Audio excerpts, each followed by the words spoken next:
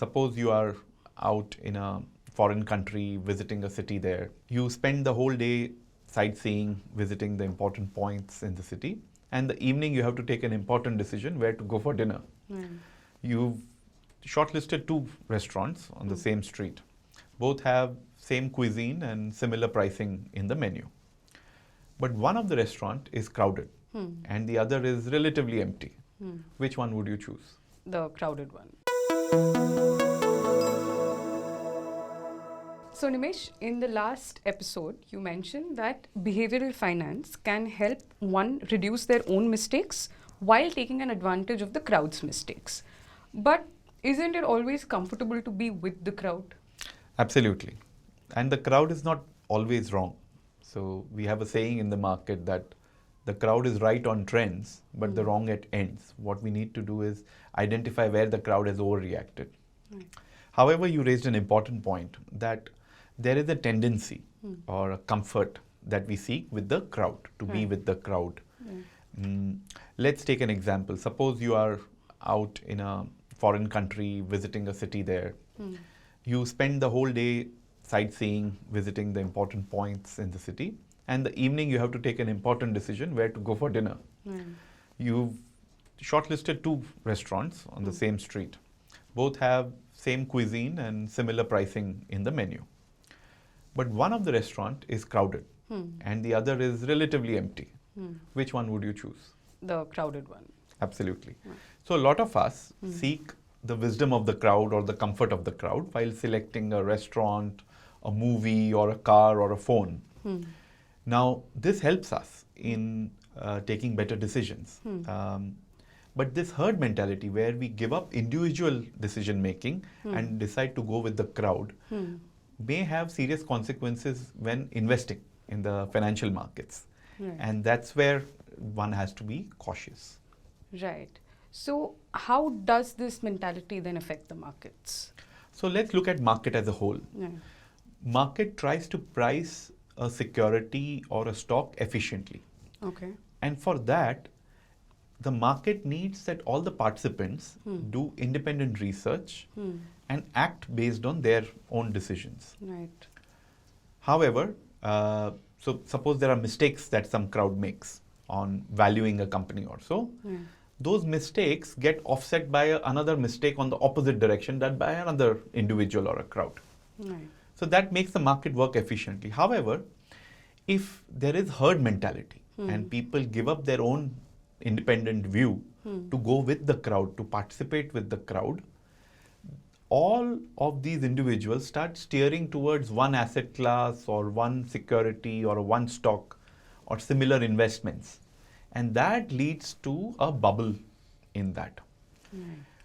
In market, historically, you would have seen a lot of boom-bust cycles, the rallies and the sell-offs happen because of herd mentality. And some of them don't have any particular fundamental support to that move.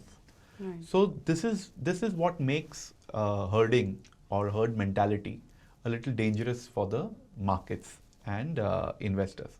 You would have seen even animals, they find comfort with each other, they find comfort in the herd. But whenever they are moving towards the watering hole, not all of them look into one direction. So they watch out for each other by looking in different directions. Unfortunately, investors many a times tend to be driven by narratives and look in one direction all the time. Right. So that was an interesting point that you made there, how nature also supports the herd mentality, but it kind of avoids all the risks which could arise from that. So have there been any studies in psychology that correlate the impact of herd mentality on financial markets? So there was this experiment done by a psychologist named Solomon Asch. He wanted to see how much influence does an individual have from the crowd. So he did a very smart experiment. He got people in groups of 8 and they were asked certain questions during that. Now, the interesting twist was 7 of those 8 people were Confederates. So they were actually Solomon's own people. And they were told out of 18 questions, you have to answer 12 questions incorrectly. So give a deliberately wrong answer to see how the test subject reacts. So there were simple questions like they were shown two cards. One card would have a straight line and the others would have three lines, A, B, C. And the participants had to call out that which of the line on the card A matches exactly of which of the line on card B. Right. Interestingly, he found that 75% of the times the participants at least once went with the 75% of the participants at least went once with the crowd. 32% of the participants went with the crowd all the time. And when they were separately then asked independently, what did you think of the answer? They gave the right answer. Okay. But during the experiment, they decided to be with the crowd, and that shows the impact crowd has on individual thinking. Right. But in order to kind of test his hypothesis out, more correctly, did he introduce any kind of complications, or did he keep the experiment simple through and through? So he did. He actually had a few variations of the same experiment then going. Yeah. Three important findings he came out with. If the crowd is large, so instead of 8 people, if there were 10, 12 people, the tendency to go with the crowd or conform to the crowd was higher. Okay. Second, if Solomon introduced a certain people in the group who were supposed to be experts or people of a certain high knowledge or subject, the test subject went with the crowd. And the more complicated the questions, if there was a lot of uncertainty, a difficult task, the test subjects went with the crowd. Now, in the financial markets, these observations become very important. Right. One, there is a huge crowd, and the crowd voices its opinion in terms of prices, also through media channels and all, people talking, recommending stocks. Right. There are experts also coming in, so there is people of high stature coming in and talking about certain views. And it's not easy to really value a stock, intrinsic value of a stock, get to the right number. Right. It's a complicated task. Right. So all the conditions are ripe for actually people to give up their individual decision making and prefer to be with the crowd. Right. But in the case of crowd mentality also, typically when we as retail investors tend to follow a herd, not all of us get impacted uniformly. It's not like all our losses are down by 10%. I could be down by 50, somebody else could be down by 20. So what is your view on the impact that it has across the same behavior pattern that you see? So herding is a human emotion, right. and it can impact anybody. Right. However, if we are able to consciously control it, you can do better. There are a few characteristics or attitudes where people can fall prey to this herding easily.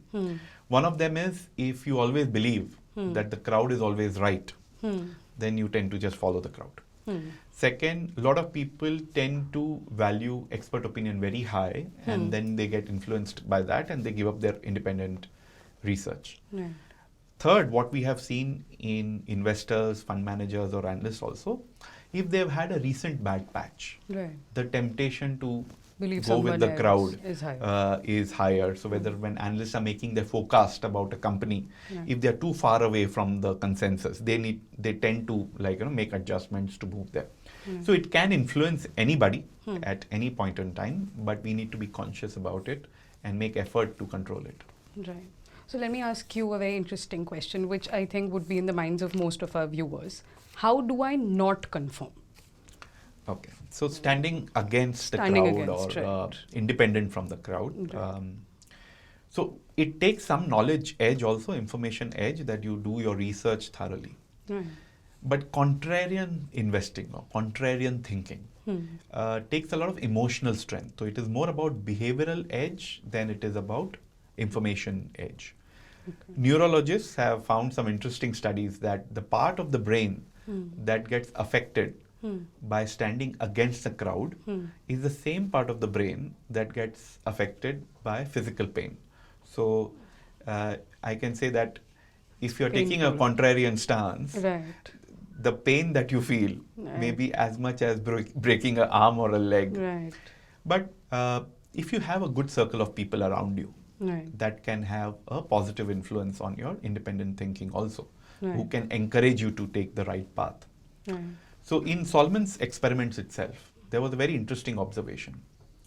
When out of those 7 confederates who were giving the wrong answer, even if one of them gave the correct answer, that was a strong support for the test participant to actually go against the crowd. So many a times, even if there was one person who was giving the right answer, the test subject got the confidence to stand against the crowd and give the right answer. I think that's what is then required, where you have the right team and the right people around you who help you go through your process in the right way and take right investment decisions rather than getting influenced by what's happening in the markets or with the crowd. Right. Which brings us also back to the last podcast where you spoke about where the team, instead of doing a post-mortem, do a pre-mortem. Go and analyze the same situation if you were making a loss, and then what would you come up with? Which is you're inviting contrarian views to the gut that you're taking. Absolutely right. Absolutely right. That knowing what risks are there in an investment actually strengthens your investment arguments rather than weaken it, because now you know what to watch for. Correct. Thank you. Thank you. Thank you for joining us. Stay tuned for more.